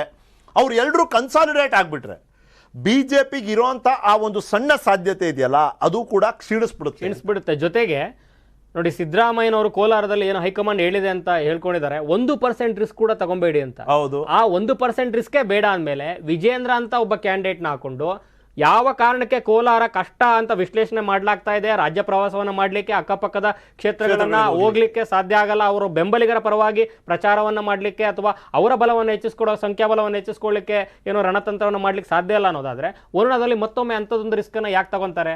ಆ ಕಾರಣವಾಗಿ ಮತ್ತೆ ಕಳೆದ ಏನು ಮೈತ್ರಿ ಸರ್ಕಾರ ಬೀಳುವ ಹಂತದಿಂದ ಹಿಡಿದು ಇವತ್ತಿನವರೆಗೆ ಯಡಿಯೂರಪ್ಪನವರು ಮತ್ತು ಸಿದ್ದರಾಮಯ್ಯ ನಡುವಿನ ಆತ್ಮೀಯತೆ ಅಥವಾ ಅವರು ಭೇಟಿಯಾದಂಥ ಸಂದರ್ಭದಲ್ಲಿ ಹೊರಬಿದ್ದಂಥ ಫೋಟೋಗಳು, ಆದಂಥ ಚರ್ಚೆಗಳು, ವಿಶ್ಲೇಷಣೆಗಳು ಎಲ್ಲವೂ ಕೂಡ ಅವ್ರು CM ಆಗ್ಲಿಕ್ಕೆ ಅವ್ರ ಬೆಂಬಲಿಗರೇ ಅಲ್ವಾ ಆಲ್ಮೋಸ್ಟ್ ಬಂದಿದ್ದು. ಸೊ ಅದ್ರ ಬಗ್ಗೆ ಕುಮಾರಸ್ವಾಮಿ ಅವರು ಸದಾ ಹೇಳ್ತಾ ಬಂದಿರ್ತಾರೆ, ಯಾಕೆ ಬಂದ್ರು, ಯಾರು ಬೆಂಬಲಿಗರು ಹೋದ್ರು, ಯಾಕೆ ಸರ್ಕಾರ ಬಿತ್ತು ಎಲ್ಲ ಗೊತ್ತಿದೆ ನನಗೆ, ಸಿದ್ದರಾಮಯ್ಯ ಅವರು ಏನೋ ಮಾತನಾಡೋದು ಬೇಡ ಅಂತ ಪದೇ ಪದೇ ಹೇಳ್ತಿರ್ತಾರೆ. ಸೊ ಅವತ್ತು ಏನೋ ಮಗ ಹೇಳ್ತಾ ಇದ್ದ ಮಾತಿಗೂ ಇವತ್ತು ವರಿಷ್ಠರು ಹೇಳ್ತಾ ಇರೋ ಮಾತಿಗೂ ಇಟ್ಸ್ ಕ್ವೈಟ್ ಆಬ್ವಿಯಸ್. ಮತ್ತು ಇದು ಓಪನ್ ಸೀಕ್ರೆಟ್ ಕೂಡ ಹೌದು. ಅಲ್ಲ, ಆಕ್ಚುಲಿ ನಾವು ಯಡಿಯೂರಪ್ಪನವ್ರಿಗೆ ತುಂಬಾ ಅನುಕಂಪ ಅನ್ನೋದು ಅಂದ್ರೆ 2008ರಲ್ಲಿ ಸಿಕ್ಕಿದ ನಂತರನೂ ಕೂಡ ಈಗ ಮೊನ್ನೆ ಅಂದ್ರೆ ರಿಸೈನ್ ಮಾಡುವಂತ ಟೈಮ್ನಲ್ಲಿ ಕಣ್ಣೀರನ್ನ ಹಾಕಿದ್ರು ಯಡಿಯೂರಪ್ಪನವರು. ಇದು ನನ್ನ ಕೊನೆಯದಾಗಿ ಮಾತನಾಡ್ತಿರೋದು. ಅಕಸ್ಮಾತ್ ಸೋಲನ್ನ ಕಂಡು ಸಿದ್ದರಾಮಯ್ಯನವ್ರು ಏನಾದ್ರೂ ಕಣ್ಣೀರು ಹಾಕಿದ್ರೆ ಇಡೀ ಆ ಸಮುದಾಯ ಮತ್ತಿನ್ಯಾವತ್ತೂ ಅವ್ರ ಪರವಾಗಿ ನಿಂತ್ಕೊಳ್ಳೋದಿಲ್ಲ. ನಾವು ಯಾವಾಗ ಲಿಂಗಾಯತ ಸಮುದಾಯ ಮತ್ತೆ ವೀರೇಂದ್ರ ಪಾಟೀಲ್ ಅವರಿಗೆ ತಪ್ಪಿದ ನಂತರ ಕಾಂಗ್ರೆಸ್ಗೆ ಪರವಾಗಿ ನಿಂತ್ಕೊಳ್ಳೇ ಇಲ್ಲ ಅಂತ ಹೇಳ್ತೀವಿ, ಸಿದ್ದರಾಮಯ್ಯನವ್ರು ಏನಾದ್ರೂ ಕಣ್ಣೀರು ಹಾಕ್ಬಿಟ್ರೆ BJP ಪರವಾಗಿ ಯಾವತ್ತೂ ಹೋಗೋದಿಲ್ಲ. ಕುರುಬ ಸಮುದಾಯ ನಿಷ್ಠುರ ಮಾಡ್ಕೊಂಡಾಗತ್ತೆ ಇಡೀ ಕುರುಬ ಸಮುದಾಯವನ್ನ. ಅದರಲ್ಲೂ ಅವ್ರು ಹೇಳ್ತಿದ್ದಾರೆ ಸಿದ್ದರಾಮಯ್ಯನವರು is not a very emotional man. ನೀವು ಗಮನಿಸಿ, ಎಲ್ಲ ಒಬ್ಬ ಅವ್ರವ್ರ ರಾಜಕಾರಣಿದ ಅವ್ರವ್ರದೇ ಒಂದು ಶೈಲಿ ಇರುತ್ತೆ. ಸಿದ್ದರಾಮಯ್ಯನವರು is not a very emotional man. ಅವ್ರದ್ದು ಮೋಸ್ಟ್ ಇಮೋಷನಲ್ ಸ್ಟೇಟ್ಮೆಂಟ್ ಭಾವನಾತ್ಮಕವಾಗಿ ಹೇಳಿರುವಂತದಂದ್ರೆ ಇದು ನನ್ನ ಕಡೆ ಚುನಾವಣೆ. ಅದ್ರಲ್ಲಿ ಯಾವ್ದು ಇಮೋಷನಲ್ ಇಲ್ಲ. ಈ ತರ ಸುಮ್ನೆ ಹೇಳ್ಬಿಟ್ಟಿದ್ದಾರೆ ನಮ್ಮ ರಾಜ್ಯದ ರಾಜಕಾರಣಿಗಳು. ಆದ್ರೆ ಅವರ ಒಂದು ಪ್ರತ್ಯೇಕ ಕರಿಯರ್ನ ನೋಡಿದ್ರೆ political one of the most emotional statements that he has made ಅಂದ್ರೆ ನಂದು ಇದೆ ಕೊನೆ ಚುನಾವಣೆ. ಅದು ಆದ ಮೇಲೂ BJPಯಿಂದ ಒಬ್ಬ ಪ್ರಬಲ ಸ್ಪರ್ಧಿಯನ್ನ ಇಳಿಸಿದ್ದೇ ಆದ್ರೆ ಇದನ್ನೆಲ್ಲ ನಾವು ಹೊಂದಾಣಿಕೆ ಮಾಡಿ ಒಂದಕ್ಕೊಂದು ಕನೆಕ್ಟ್ ಮಾಡಿ ನೋಡಿದಾಗ ದೇವೇಗೌಡರು ಹೇಳ್ತಿರುವಂಥ ಮಾತಲ್ಲಿ ಒಳ ಅರ್ಥದಲ್ಲಿ ಒಂದು ಒಳ ಅರ್ಥ ಇದೆ ಅಂತ ನಾವು ಅನ್ಕೋಬಹುದು. ಅಷ್ಟು ಸಾಕ್ಷ್ಯಾಧಾರಗಳು ನಮ್ಮ ಅಲ್ಲ, ಆಕ್ಚುಲಿ ದೇವೇಗೌಡರು ಹೇಳೋ ಪ್ರಕಾರ ಇದು ಏನೋ ಕೆಲವರಿಗೆ ಇದೇ ಫಸ್ಟ್ ಟೈಮ್ ಹಿಂಗ್ ಆಗ್ತಿರೋದು ಅಂತ ಅನ್ಕೊಳ್ತಿರ್ಬೋದು, ಅದು ಸುಳ್ಳು. ಸಾರಿ. ಆ ಒಂದು ಚಾಮುಂಡೇಶ್ವರಿ ಕ್ಷೇತ್ರ ಕಳೆದ ಬಾರಿ ಎಷ್ಟು ವೈವಿಧ್ಯತೆ ಇತ್ತು ಅಂದ್ರೆ ಅವಾಗ್ಲೂ ಕೂಡ ಇಬ್ರು ಫಾರ್ಮರ್ ಚೀಫ್ ಮಿನಿಸ್ಟರ್ಗಳೇ ಒಂದ್ ರೀತಿಯಾಗಿ ಪರೋಕ್ಷವಾಗಿ ಒಂದಾಗಿದೆ. ಅದು ಕುಮಾರಸ್ವಾಮಿ ಅವರು, ಯಡಿಯೂರಪ್ಪನವರು ಅಲ್ಲಿ ವೀಕ್ ಕ್ಯಾಂಡಿಡೇಟ್ ಹಾಕಿದ್ದಕ್ಕೆ ಸಿದ್ದರಾಮಯ್ಯನವರ ವಿರುದ್ಧ ಹೋರಾಟವನ್ನು ಮಾಡಿದ್ದು. ಇನ್ನೊಂದ್ ಕಡೆ ಕುಮಾರಸ್ವಾಮಿ ಅವರಿಗೆ ಅಲ್ಲೊಂದು ರೀತಿಯಾದಂತ ವೈವಿಧ್ಯತೆ ಇತ್ತು. ಕುಮಾರಸ್ವಾಮಿ ಅವರು ಗೆಲ್ಲಬೇಕು, ಸಿ.ಪಿ. ಯೋಗೇಶ್ವರ್ ಅವರು ಸೋಲ್ಬೇಕು ಅನ್ನೋ ಕಾರಣಕ್ಕೋಸ್ಕರ ಡಿ.ಕೆ. ಶಿವಕುಮಾರ್ ಅವರು ಕುಮಾರಸ್ವಾಮಿ ಅವರು ಒಳ ಒಪ್ಪಂದ ಮಾಡ್ಕೊಂಡೆ ಯಾರೋ ಒಬ್ಬರನ್ನ ತಗೊಂಬಂದು ನಿಲ್ಸಿದ್ರು ಅನ್ನುವಂತ ಮಾತುಗಳನ್ನು ನೋಡಿದಿವಿ. ಈ ರೀತಿಯಾಗಿ ಸಾಕಷ್ಟು ಕ್ಷೇತ್ರಗಳಲ್ಲಿ ತೀರಾ ಇತ್ತೀಚಿನದಲ್ಲ ಅಂತ 65ರಿಂದಲೂ ಇದೆ ಅಂತ. ಇದೇ ದೇವೇಗೌಡರು ಏನು ಇವತ್ತು ಒಪ್ಪಂದ ಅಥವಾ ಹೊಂದಾಣಿಕೆ ಅಂತ ಮಾತಾಡ್ತಾ ಇದ್ದಾರೆ. ಅವರು ಜನತಾ ಪಕ್ಷದ ಅಧ್ಯಕ್ಷರಾಗಿದ್ದಂಥ ಸಂದರ್ಭದಲ್ಲಿ 85ರ ಚುನಾವಣೆಯಲ್ಲಿ KH ಪಾಟೀಲ್ರು ಕಾಂಗ್ರೆಸ್ನ ಅಧ್ಯಕ್ಷರಾಗಿದ್ದಂಥ ಸಂದರ್ಭದಲ್ಲಿ ಪುಟ್ಟಸ್ವಾಮಿ ಗೌಡರಿಗೆ ಕಾಂಗ್ರೆಸ್ನಿಂದ ಹೊಳೆ ನರಸೀಪುರದ ಟಿಕೆಟ್ ಸಿಗುತ್ತೆ ಅಂತ ಎಲ್ಲರೂ ಕೂಡ 100% ಏನು ಅನ್ಕೊಂಡಿದ್ದ ಸಂದರ್ಭದಲ್ಲಿ ಅವ್ರಿಗೆ ಟಿಕೆಟ್ ಸಿಗಲ್ಲ, ಅತ್ಯಂತ ವೀಕ್ ಕ್ಯಾಂಡಿಡೇಟ್ ಸಿಗುತ್ತೆ. ಅದೇ ಸೇಮ್ HK ಪಾಟೀಲ್ರಿಗೆ ಗದಗದಲ್ಲಿ ಅವ್ರ ವಿರುದ್ಧ ತುಂಬಾ ಸೆಣಸಾಟ ಮಾಡಿದಂತ ಹಿಂದಿನ ಏನು ಚುನಾವಣೆ ಅಭ್ಯರ್ಥಿಯನ್ನ ಬಿಟ್ಟು ಜನತಾ ಪಕ್ಷದಿಂದ ಅತ್ಯಂತ ವೀಕ್ ಕ್ಯಾಂಡಿಡೇಟ್ ಸಿಗ್ತಾರೆ. ರೈಟ್. ಅಲ್ಲ ಅಂದ್ರೆ ಮಧು ಏನ್ ಗೊತ್ತಾ, ನಮ್ ಕಣ್ಣು ಕಾಣೋ ರಾಜಕಾರಣ ಒಂದು, ಕೇಳೋ ರಾಜಕಾರಣ ಒಂದು. ಆದ್ರೆ ನಮ್ ಕಣ್ಣು ಕಾಣದೇ ಇರೋದು, ಕಿವಿ ಕೇಳದೇ ಇರೋದು ಇದೆಯಲ್ಲ, ಅಸಲಿ ರಾಜಕಾರಣ ಅಲ್ಲ ಆಗ್ತಿದೆ. ಸೋಮಣ್ಣ ಅವ್ರ ವಿಚಾರ ಚರ್ಚೆ ಆಗ್ತದೆ. ಅಲ್ಲಿಗೆ ಬಂದೆ. ಚುನಾವಣೆ ಗೆಲ್ಲಲು ಬಿಜೆಪಿ ನಾಯಕರಿಂದ ಮಹಾತಂತ್ರ, ಮತ್ತೆ ಗುಜರಾತ್ ಮಾಡಲ್ ಮೊರೆ ಹೋಗುತ್ತಾ ಹೈಕಮಾಂಡ್. ಯಾಕೆ ಹೇಳ್ತಿದೀವಿ ಅಂದ್ರೆ ಅಚ್ಚರಿ ಅಭ್ಯರ್ಥಿಗಳನ್ನ ಕಣಕ್ಕಿಳಿಸುವಂತ ಒಂದು ಪ್ರಕ್ರಿಯೆ ಚಾಲ್ತಿಯಲ್ಲಿದೆ ಅಂತ ನಮಗೆ ಸಿಗ್ತಿರುವಂಥ ಮಾಹಿತಿ. ಇಲ್ಲಿ ಯಾರನ್ನ ಎಲ್ಲಿ ನಿಲ್ಲಿಸ್ತಾರೆ ಅಥವಾ ನಿಂತವ್ರನ್ನ ಎಲ್ಲಿ ನಿಲ್ಲಕ್ಕೆ ಬಿಡಲ್ಲ ಅನ್ನೋದು ಎರಡು ಪ್ರಮುಖ ಪ್ರಶ್ನೆಗಳು ನಮ್ಮ ಮುಂದೆ ಇರುವಂಥದ್ದು. ಇದ್ರ ಬಗ್ಗೆ ಸುಳುವು ಕೊಟ್ಟಂಥದ್ದು ಮುಖ್ಯಮಂತ್ರಿಗಳಾದ ಬೊಮ್ಮಾಯಿ ಅವರು. ಏನು ಹೇಳಿದ್ದಾರೆ ಕೇಳೋಣ. ಕೊಡುವಂಥ ಇದನ್ನು ಕೂಡ ಬಹಳ ಪ್ರಜಾಪ್ರಭುತ್ವವಾಗಿ ಮಾಡಿದ್ದೇವೆ. ಅಲ್ಲಿ ಸ್ಥಳೀಯ ಕ್ಷೇತ್ರ ಮಟ್ಟದಲ್ಲಿಂದ ಹಿಡಿದು ಜಿಲ್ಲಾ ಮಟ್ಟ, ರಾಜ್ಯ ಮಟ್ಟದಿಂದ ಎಲ್ಲ ಅಭಿಪ್ರಾಯ ಸಂಗ್ರಹ ಮಾಡಿ ಸಂಪೂರ್ಣವಾಗಿರುವಂಥ ಮಾಹಿತಿ ಗ್ರೌಂಡ್ ರಿಯಾಲಿಟಿ ಮೇಲೆ ಡೆಮೊಕ್ರೆಟಿಕ್ ಆಗಿ ಮಾಡಿರುವಂಥದ್ದು. ಹೀಗಾಗಿ ಅದು ಅತ್ಯಂತ ಸರಳವಾಗಿ ಆಗುತ್ತೆ ಅನ್ನುವಂಥ ವಿಶ್ವಾಸ ನನಗಿದೆ. ಖಂಡಿತವಾಗಿಯೂ ಈಗ ಹಲವಾರು ಕ್ಷೇತ್ರಗಳಲ್ಲಿ ಹೊಸ ಪ್ರಯೋಗಗಳು ಏನು ಮಾಡಬೇಕಂತದ್ದು ಅದು ಹಾಗೆ ಆಗುತ್ತೆ. ಇದ್ರ ಬಗ್ಗೆ ಒಂದು ಕ್ವಿಕ್ ವರದಿ ಕೊಡೋದಕ್ಕಾಗಿ ನನ್ನ ಕಲೀಗ್ ಕೃಷ್ಣ ಲೈವ್ ಜಾಯ್ನ್ ಆಗ್ತಿದ್ದಾರೆ. ಕೃಷ್ಣ, ನನ್ನ ಧ್ವನಿ ಕೇಳ್ತಿದ್ರೆ ನಿಮಗೆ ಈಗಾಗಲೇ ಒಂದಷ್ಟು ಹೆಸರುಗಳು ಮುಂದೆ ಬಂದ್ಬಿಟ್ಟಿದೆ. ಚಿಕ್ಕಪೇಟೆನಲ್ಲಿ ಏನಾಗುತ್ತೋ, ಗಂಗಾವತಿನಲ್ಲಿ ಹಾಗೆ ಆಗುತ್ತಾ, ಈ ಕ್ಷೇತ್ರದಲ್ಲಿ ಅವ್ರು ಇಲ್ವಂತೆ, ಈ ಕ್ಷೇತ್ರದಿಂದ ಅವ್ರನ್ನ ಆ ಕ್ಷೇತ್ರಕ್ಕೆ ಕಳಿಸ್ತಾರಂತೆ, ಈ ರೀತಿ ಚರ್ಚೆ ಆಗ್ತಾ ಇದೆ. ನಿಮ್ಮ ಕಿವಿ ಮೇಲೆ ಬೀಳ್ತಿರುವಂಥ ವಿಷಯಗಳು ಯಾವ್ಯಾವು ಪ್ಲೀಸ್? ಖಂಡಿತವಾಗ್ಲೂ ನಿಖಿಲ್, ಈ ಬಾರಿಯ ಟಿಕೆಟ್ ವಿಚಾರದಲ್ಲಿ ಒಂದಷ್ಟು ಬದಲಾವಣೆಗಳು ಆಗುವಂತ ಸಾಧ್ಯತೆ ಇದೆ. ಯಾಕಂದ್ರೆ ಮುಖ್ಯಮಂತ್ರಿ ಬಸವರಾಜ ಬೊಮ್ಮಾಯಿ ಅವರೇ ಮುನ್ಸೂಚನೆಯನ್ನ ಕೊಟ್ಟಿದ್ದಾರೆ. ಮತ್ತೆ ಗುಜರಾತ್ ಮತ್ತು ಯುಪಿ ಮಾಡಲಲ್ಲಿ ಒಂದಷ್ಟು ಜನ ಬದಲಾವಣೆ ಮಾಡೋದಕ್ಕೂ ಕೂಡ ಚರ್ಚೆಯನ್ನ ಮಾಡಿದ್ರು ಕೂಡ ಸಭೆಯಲ್ಲಿ ಹೇಳಲಾಗ್ತಾ ಇರುವಂತದ್ದು. ಈಗಾಗಲೇ ಬೆಳಗ್ಗೆಯಿಂದನೂ ಕೂಡ ರಾಜ್ಯದ ಬಿಜೆಪಿ ನಾಯಕರು ವಿಸ್ತೃತವಾಗಿ ಚರ್ಚೆಯನ್ನ ಮಾಡ್ತಿದ್ದಾರೆ. ಸುಮಾರು 100ರಿಂದ 124 ವಿಧಾನಸಭಾ ಕ್ಷೇತ್ರದಲ್ಲಿ 2ರಿಂದ 3 ಅಭ್ಯರ್ಥಿಗಳನ್ನ ಶಿಫಾರಸು ಮಾಡುವಂತ ನಿಟ್ಟಿನಲ್ಲಿ ಚರ್ಚೆಯನ್ನ ಮಾಡ್ತಿರುವಂತದ್ದು. ಮತ್ತೆ ಈಗಾಗಲೇ ಹೈಕಮಾಂಡ್ ಮಟ್ಟದಲ್ಲೂ ಕೂಡ ಈಗಾಗಲೇ ಸಭೆ ಕೂಡ ಆಗಿದೆ. ಕೇಂದ್ರದ ಮಟ್ಟದಲ್ಲಿ ಯಾರಿಗೆ ಟಿಕೆಟ್ ಕೊಡಬೇಕು, ಯಾರಿಗೆ ಬೇಡ ಅನ್ನೋದ್ರ ಬಗ್ಗೆ ಕೂಡ ಚರ್ಚೆ ಆಗಿದೆ. ಆದ್ರೀಗ ಮುಖ್ಯ ಸ್ಥಳೀಯ ಮಟ್ಟದಲ್ಲಿ ರೆಬಲ್ ಆಗಬಾರ್ದು, ಬಂಡಾಯ ಆಗಬಾರ್ದು ಅನ್ನೋ ಕಾರಣಕ್ಕೋಸ್ಕರವಾಗಿ ಇಲ್ಲಿ ಸ್ಥಳೀಯ ಮಟ್ಟದಲ್ಲಿ ಅಭಿಪ್ರಾಯ ಸಂಗ್ರಹ ಮಾಡೋದ್ರ ಮುಖಾಂತರವಾಗಿ ಒಂದಷ್ಟು ಅಭಿಪ್ರಾಯ ಟಿಕೆಟ್ ಅನ್ನ ಫೈನಲ್ ಮಾಡುವಂತ ವಿಚಾರದಲ್ಲಿ ಕೂಡ ಚರ್ಚೆಯನ್ನ ಮಾಡ್ತಿದ್ದಾರೆ. ಈಗಾಗಲೇ ಮುಖ್ಯಮಂತ್ರಿಗಳು ಹೇಳೋ ಪ್ರಕಾರವಾಗಿ ಬೆಂಗಳೂರಲ್ಲಿ ಉದಾಹರಣೆಗೆ ಗಮನಿಸೋದಾದ್ರೆ ಬಸವನಗುಡಿ ವಿಧಾನಸಭಾ ಕ್ಷೇತ್ರದಲ್ಲಿ ರವಿ ಸುಬ್ರಹ್ಮಣ್ಯ ಅವರು ಕೂಡ ಇದ್ದಾರೆ. ಅವರಿಗೆ ಟಿಕೆಟ್ ಮಿಸ್ ಆಗುತ್ತೆ ಅನ್ನೋದು ಕೂಡ ಹೇಳಲಾಗ್ತಾ ಇದೆ. ಅವರ ಬದಲಾಗಿ ಮಾಜಿ IPS ಅಧಿಕಾರಿಯಾಗಿರ್ತಕ್ಕಂಥ ಭಾಸ್ಕರ್ ರಾವ್ ಅವರಿಗೂ ಕೂಡ ಟಿಕೆಟ್ ಕೊಡ್ತಾರೆ ಅನ್ನೋ ಕೂಡ ಹೇಳಲಾಗ್ತಾ ಇದೆ. ಹೀಗೆ ಪ್ರಮುಖವಾದಂತಹ ವಿಧಾನಸಭಾ ಕ್ಷೇತ್ರದಲ್ಲಿ ಮೂಡಿಗೆರೆಯಲ್ಲಿ ಕೂಡ MP ಕುಮಾರಸ್ವಾಮಿ ಅವರಿಗೆ ಟಿಕೆಟ್ ಸಿಗಲ್ಲ ಅಂತ ಕೂಡ ಹೇಳಲಾಗ್ತಾ ಇದೆ. ಅದ್ರ ಜೊತೆಗೆ ಈಗಾಗಲೇ ಬ್ಯಾಡಗೆಯಲ್ಲೂ ಕೂಡ ಹಾಲಿ ಶಾಸಕರಿಗೆ ಟಿಕೆಟ್ ಸಿಗಲ್ಲ. ಮತ್ತೆ ಮುಖ್ಯವಾಗಿ ಪ್ರಮುಖವಾದಂತಹ 25ಕ್ಕೂ ಹೆಚ್ಚು ವಿಧಾನಸಭಾ ಕ್ಷೇತ್ರದಲ್ಲಿ ಹಾಲಿ ಶಾಸಕರಿಗೆ ಟಿಕೆಟ್ ಸಿಗಲ್ಲ ಅನ್ನೋದು ಕೂಡ ಹೇಳಲಾಗ್ತಾ ಇದೆ. ಹೀಗಾಗಿ ಹಾಲಿ ಶಾಸಕರ ಬದಲಾಗಿ ಎಲ್ಲಿ ವಿರೋಧ ಇದೆ, ಮತ್ತೆ ಹಿರಿಯರನ್ನ ಎಲ್ಲಿ ಕೊಡಬೇಕು ಅನ್ನೋದ್ರ ಬಗ್ಗೆ ಕೂಡ ಚರ್ಚೆ ಆಗ್ತಾ ಇರುವಂತದ್ದು.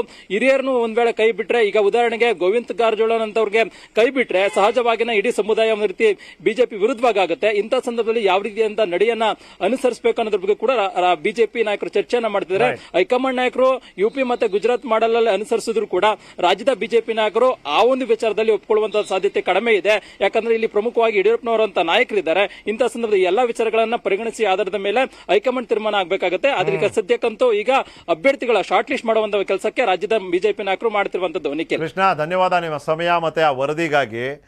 ನೋಡಿ ಮಧು, ಇಲ್ಲಿ ಏನಂತ ಪ್ರಶ್ನೆ, ನೀವು ಏನು ಬೇಕಾದ್ರೂ ಚೇಂಜ್ ಮಾಡ್ಬೋದು ಆ ಕಡೆಯಿಂದ ಈ ಕಡೆ. ಬಟ್ ಎಂಥ ಸಾಹಸ ತೋರಿಸೋದಕ್ಕೆ ಸಾಧ್ಯ ಈ ಪರಿಸ್ಥಿತಿನಲ್ಲಿ? ಗೆಲುವೇ ಮಾನದಂಡ, every seat and every vote counts ಅಂತ ಚುನಾವಣೆ ಇದು. ತೀವ್ರವಾದ ಪೈಪೋಟಿ, ಎಕ್ಸ್ಪರಿಮೆಂಟ್ಗೆ ಆಸ್ಪದ ಇದೆಯಾ ಮದು? ಕಳೆದ 1 ವರ್ಷದಿಂದ ನಡೆತಿದ್ದಂತ ಚರ್ಚೆಗೂ ಈಗಿನ ಏನು ಪರಿಸ್ಥಿತಿಗೂ ವಾಸ್ತವಕ್ಕೂ ತುಂಬಾ ಅಜಗಜ ವ್ಯತ್ಯಾಸ ಇದೆ. ಅವತ್ತು ಏನು ಮೋದಿ ಅಲೆಯ ಮೇಲೆ ನಾವು ಸಂಪೂರ್ಣವಾಗಿ ಅವರ ಹೆಸರಿನ ಮೇಲೆ ಅಥವಾ ಡಬಲ್ ಇಂಜಿನ್ ಅನ್ನೋ ಏನೋ ಅಸ್ತ್ರ ಅಂತ ಏನೋ ಅವ್ರು ಬಳಸ್ಕೊಂತಾರೆ, ಅದ್ರ ಮೇಲೆ ನಾವು ಸಂಪೂರ್ಣವಾಗಿ ಮತ್ತೆ ಬಹುಮತಕ್ಕೆ ಬರ್ತೀವಿ ಅನ್ನೋ ವಿಶ್ವಾಸ ಇತ್ತು. ಆದರೆ ಇತ್ತೀಚೆಗೆ ಆದಂಥ ಎಲ್ಲ ಇಂಟರ್ನಲ್ ಸರ್ವೆಗಳಲ್ಲಿ ತುಂಬಾ ವ್ಯತಿರಿಕ್ತವಾದಂಥ ಏನು ಸಂದೇಶಗಳು ಬಂದಿರೋದ್ರಿಂದ ಈಗ ಪ್ಲಾನ್ ಬಿಗೂ ಕೂಡ ರೆಡಿ, ಮುಂದೇನಾದ್ರೂ ಮೈತ್ರಿ ಮತ್ತೊಂದು ಬಂದ್ರೆ ಅಂತ ಚರ್ಚೆಗಳು ಕೂಡ ನಡೀತಾ ಇದೆ. ಈಗ ನಾನು ಅದೇ ಮೊನ್ನೆ ನಮ್ಮ BJP ವಕ್ತಾರ ಯಾರು ಬಂದಿದ್ರು ಚರ್ಚೆ ಕಾರ್ಯಕ್ರಮದಲ್ಲಿ ಸಂಜೆ ಟು ದ ಪಾಯಿಂಟ್ ಅಲ್ಲಿ, ನಾನು ಅವ್ರಿಗೆ ಕೇಳಿದೆ, ಸರ್ ನಿಮ್ಮ ಪ್ಲಾನ್ ಬಿನೇ ಪ್ಲಾನ್ ಎ ಆಗ್ತಾ ಇದೆಯಾ ಈಗ ಅಂತ. ಮೊದಲಿದ್ದಿದ್ದು ಬಹುಮತ ತಗೋಬೇಕು ಅಂತ ಪ್ಲಾನ್ ಎ, ಪ್ಲಾನ್ ಬಿ ಇದ್ದಿದ್ದು ಕಡೆ ಪಕ್ಷ ಕನಿಷ್ಠ ಒಂದು ಅತಂತ್ರ ಸೃಷ್ಟಿ ಆಗಲಿ, ಅದಕ್ಕೆ ನಾವೇನು ಮಾಡ್ಬೇಕು ಅದನ್ನ ಮಾಡೋಣ ಅಂತ. ಆದರೆ ಈಗ ಪ್ಲಾನ್ ಬಿನೇ ಪ್ಲಾನ್ ಎ ಆಗ್ತಾ ಇದೆ.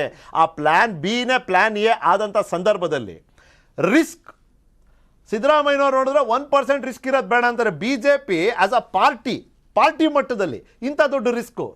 ಆಕ್ಚುಲಿ ಗುಜರಾತ್ ಮಾಡೆಲ್ ಅಂತ ಹೇಳ್ತಾ ಇದ್ದಾರೆ. ಪಕ್ಕದ ರಾಜ್ಯದ ಅಂದರೆ ಹಿಮಾಚಲ ಪ್ರದೇಶದಲ್ಲೂ ಎಲೆಕ್ಷನ್ ನಡೀತು, ಅಲ್ಲಿ ವ್ಯತಿರಿಕ್ತವಾದಂಥ ಪರಿಣಾಮ ಬೀರ್ತು. ಸೇಮ್ ಗುಜರಾತ್ ಮಾಡೆಲ್ ಅಪ್ಲೈ ಮಾಡಿದ್ರು. ಅಲ್ಲಿ ಸೋತಿದ್ದು ಏನಕ್ಕೆ ಅಂದರೆ BJPಯ ಬಂಡಾಯ ಅಭ್ಯರ್ಥಿಗಳಿಂದಲೇ ಅವರು ಬಹುಮತವನ್ನು ಕಳ್ಕೊಂಡಿದ್ದಲ್ಲಿ. ಗುಜರಾತಲ್ಲಿ ಮೋದಿ ಪಕ್ಷ ಅಷ್ಟೇ ಇಂಪಾರ್ಟೆಂಟ್, ವ್ಯಕ್ತಿ ಅಭ್ಯರ್ಥಿ ಯಾರಾದರೂ ಇರಲಿ ಅದು ಸೆಕೆಂಡ್ರಿ. ಬಟ್ ಹಿಮಾಚಲ ಪ್ರದೇಶದಲ್ಲಿ ವ್ಯಕ್ತಿ ಇಂಪಾರ್ಟೆಂಟ್ ಆಗ್ತಾನೆ, ಅಭ್ಯರ್ಥಿ ಇಂಪಾರ್ಟೆಂಟ್ ಆಗ್ತಾನೆ. ಅದೇ ರೀತಿಯಾಗಿ ನಾವು ಕರ್ನಾಟಕದಲ್ಲಿ ತೆಗೆದುಕೊಳ್ಳೋದಾದರೆ ಅಲ್ಲೇ ಬೇರೆ ಆಗುತ್ತೆ, ಇಲ್ಲೇ ಬೇರೆ ಆಗುತ್ತೆ. ಇಲ್ಲಿ ಒಬ್ಬ ವ್ಯಕ್ತಿಗೆ ಟಿಕೆಟ್ ಮಿಸ್ ಆಗಿ ಅಲ್ಲೇನಾದರೂ ಕೊಟ್ಟರೆ ಆತ BJPಲೇ ಇದ್ದು ಮೋದಿ ಅವ್ರು ನೋಡ್ಕೊಂಡು ಕೂತ್ಕೊಳ್ತಾನ? ಇಲ್ಲ, ಬೇರೆ ಪಕ್ಷಕ್ಕೆ ಹೋಗಕ್ಕೆ ರೆಡಿ ಆಗಿದ್ದಾನೆ, ಇಲ್ಲಾಂದ್ರೆ ಪಕ್ಷೇತರವಾಗಿ ನಿಂತ್ಕೊಳ್ಳಿಕ್ಕೆ ರೆಡಿ ಆಗಿದ್ದಾನೆ. ಫಾರ್ ಎಕ್ಸಾಂಪಲ್ ಐನೂರು ಮಂಜುನಾಥ್ ಅವರು, ಅವ್ರಿಗೆ ಸಿಗ್ಲಿಲ್ಲ ಅಂದ್ರೆ ಬೇರೆ ಪಕ್ಷಕ್ಕೆ ಹೋಗಕ್ಕೆ ರೆಡಿ ಆಗಿದ್ದಾರೆ. ಈ ರೀತಿಯಾದಂಥ ಕ್ಯಾಲ್ಕುಲೇಷನ್ ಇದೆ.